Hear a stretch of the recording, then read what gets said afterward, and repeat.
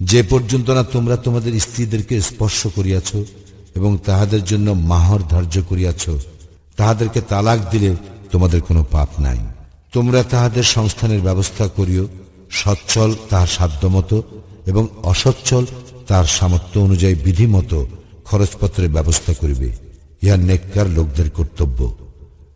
তোমরা যদি তাহাদেরকে স্পর্শ করার পূর্বে তালাক দাও অথচ মাহর ধার্য করিয়া থাকো, তবে যাহা তোমরা ধার্য করিয়াছ তাহার অর্ধেক যদি না স্ত্রী অথবা যার হাতে বিবাহ বন্ধন রহিয়াছে সে মাফ করিয়া দেয়, এবং মাফ করিয়া দেওয়াই তাকওয়ার নিকটতর। তোমরা নিজেদের মধ্যে সদা সহায়তার কথা বিস্মৃত হইও না। তোমরা যাহা করো নিশ্চয়ই আল্লাহ তাহার সম্যক দ্রষ্টা। তোমরা সালাতের প্রতি যত্নবান হইবে, বিশেষত মধ্যবর্তী সালাতের, এবং আল্লাহর উদ্দেশ্যে তোমরা বিনীতভাবে দাঁড়াইবে। যদি তোমরা আশঙ্কা করো তবে পদচারী অথবা আরোহী অবস্থায় সালাত আদায় করিবে। আর যখন তোমরা নিরাপদ বোধ করো তখন আল্লাহকে স্মরণ করিবে, যেভাবে তিনি তোমাদেরকে শিক্ষা দিয়েছেন, যাহা তোমরা জানিতে না।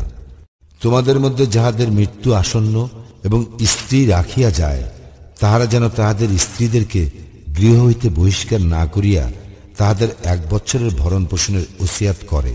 কিন্তু যদি তাহারা বাহির হইয়া যায় তবে বিধিমতো নিজেদের জন্য তাহারা যা করিবে তাহাতে তোমাদের কোনো গুনাহ নাই। আল্লাহ পরাক্রমশালী, প্রজ্ঞাময়।